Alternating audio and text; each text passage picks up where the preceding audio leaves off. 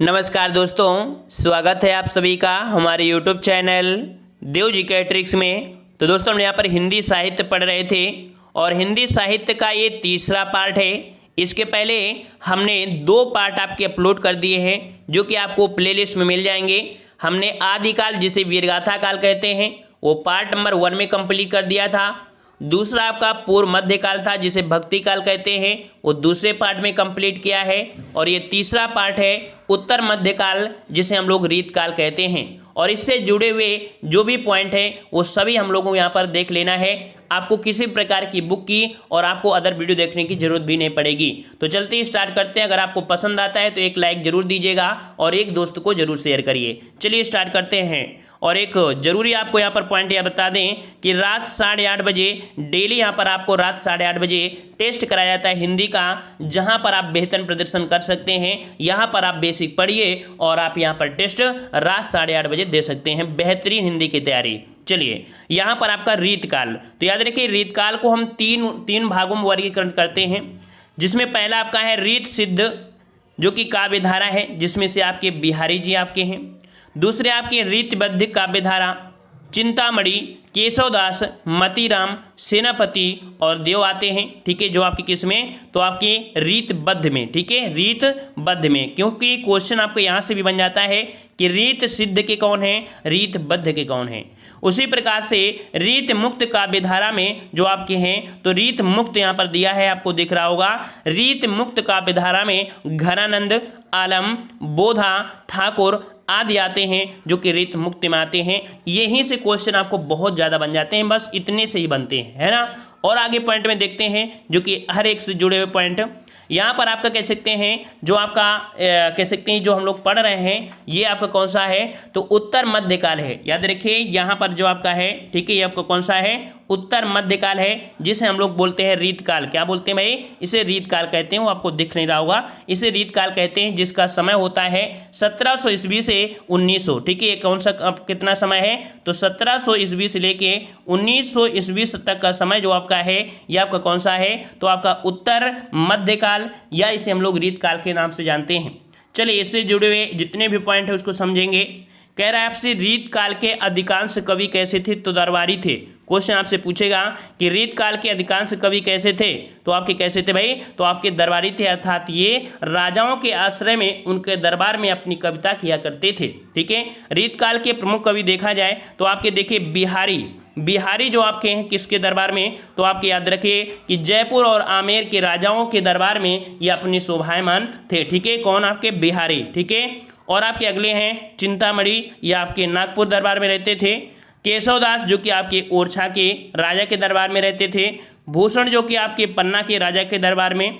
वहीं पर भिखारी दास प्रतापगढ़ और अवध के यहाँ पर कह सकते थे। और आपके बोधा जो कि यहाँ पर कह सकते हैं ये भी आपके पन्ना, ठीक है, दरबार में रहते थे। और आपके कुलपति मिश्र जो कि आपके जयपुर में यहाँ पर कह सकते हैं शोभिमान थे।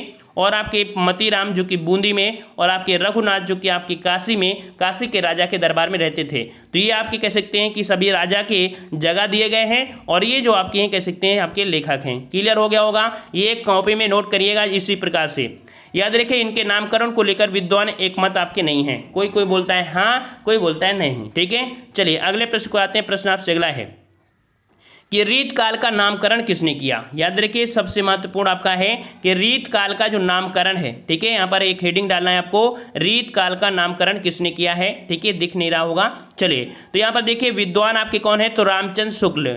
याद रखिए रीतकाल रामचंद्र शुक्ल ने क्या कहा है, तो आपके रीतकाल का है। याद रखिएगा कि आपके उत्तर मध्यकाल को जो रीतकाल है, तो रीतकाल किसने कहा है, तो रामचंद्र शुक्ल ने कहा है।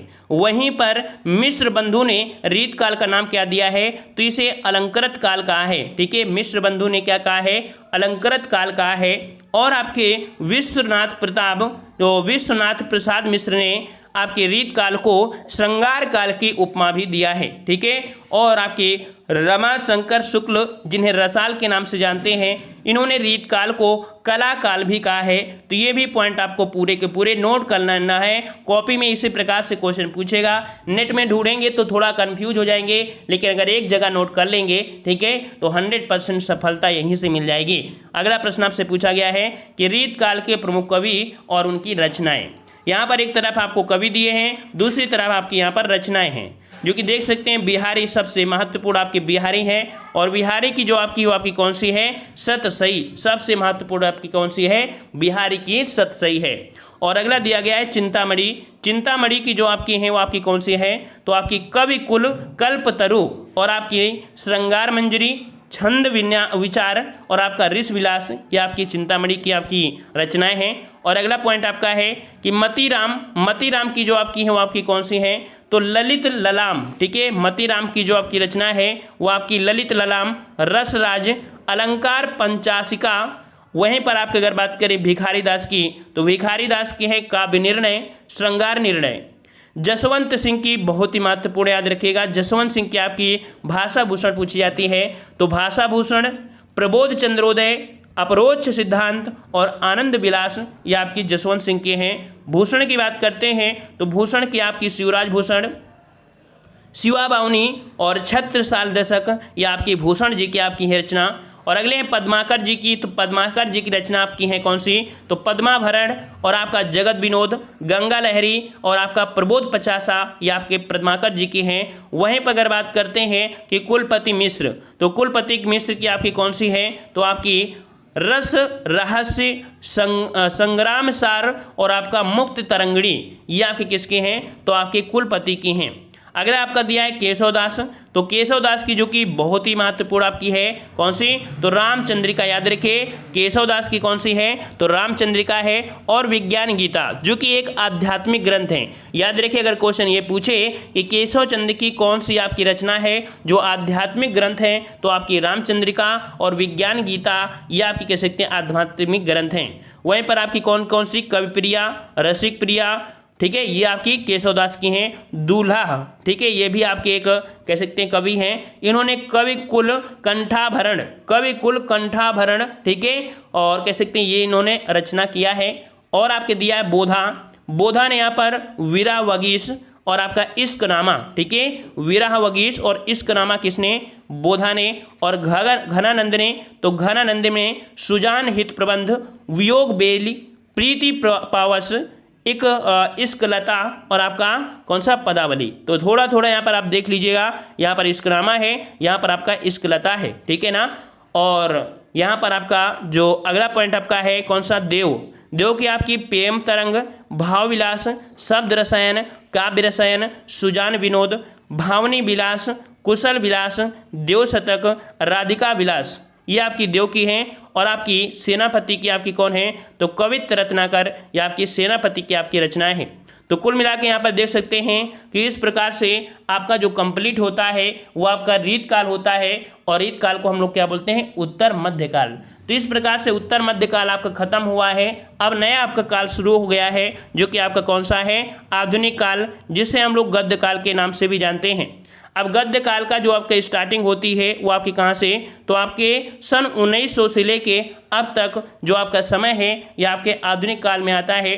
इसी प्रकार से आधुनिक काल का वर्गीकरण किया गया है, जिस प्रकार से हिंदी साहित्य में हमने बताया था 4 भागों में विभाजित किया गया था, ठीक है ना। आदिकाल जिसे वीरगाथा काल कहा गया था, पूर्व मध्यकाल भक्ति काल, उत्तर मध्यकाल रीतिकाल और आधुनिक काल है, और आधुनिक काल को हम गद्य काल कहते हैं। तो यहाँ पर इसको विभाजित करते हैं आपको कितने, तो 4 भागों में, भारतेंद्र युग, द्विवेदी युग, छायावादी युग और आपका छाया युग।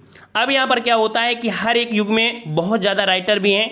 छाया जैसे भारतेंद्र युग में है, भारतेंद्र युग में जितने भी आपके राइटर होंगे सबकी यहाँ पर रचनाएं पढ़ना पड़ेगा, ठीक है ना। और इसमें क्या है, छायावादी में जैसे आपके यहाँ पर जैसे आपके भारतेंद्र युग, तो भारतेंद्र युग में आपके भारतेंद्र हरिश्चंद्र हो गया, प्रताप नारायण मिश्र हो गया, बद्री नारायण चौधरी, प्रेमगन हो गए, मतलब बहुत ज़्यादा हो जाएंगे। तो हम लोग यहाँ पर कह सकते हैं इनका भी एक एक पार्ट बनाएंगे और एक एक पार्ट में यहाँ पर कह सकते हैं इनको अपलोड करेंगे सबके। और इस प्रकार से ये चारों पार्ट अपलोड होने के बाद फिर आपका जो मिक्स होते हैं, ठीक है, जिन्हें बोलते हैं कि मिसलेनियस, उस प्रकार के जो बनेंगे उनको यहाँ पर लेके आएंगे। कुल मिला के देखा जाए तो आपका जो हिंदी साहित्य है वो भी बहुत ही ज़्यादा एक अमृत के समान होता है। हिंदी में इसका ज्ञान होना जरूरी होता है, ठीक है। ये आपने पढ़ा है, ठीक है, ये आपने पढ़ा है, स्कूल इंटर में पढ़ा है खूब तरीके से। तो आज की वीडियो इतना ही रखता है, ठीक है। और इसको पार्ट पार्ट लेके चलेंगे तभी कंप्लीट हो पाएगा, क्योंकि रचनाएं हैं दिमाग में भूसे की तरह नहीं भरना है, दिमाग में आपको फीड करना है। लिखेंगे तो आपको यहाँ पर सफलता मिलेगी। पसंद आया सभी को? और पसंद आया तो वीडियो को लाइक करें, चैनल को भी सब्सक्राइब करें। रात 8:30 बजे जरूर आइएगा। रात 8:30 बजे हिंदी का टेस्ट लगवाया जाता है, तो आपको सफलता जरूर मिलेगी, ठीक है। धन्यवाद। जय हिंद, जय भारत, वंदे मातरम, राधे राधे।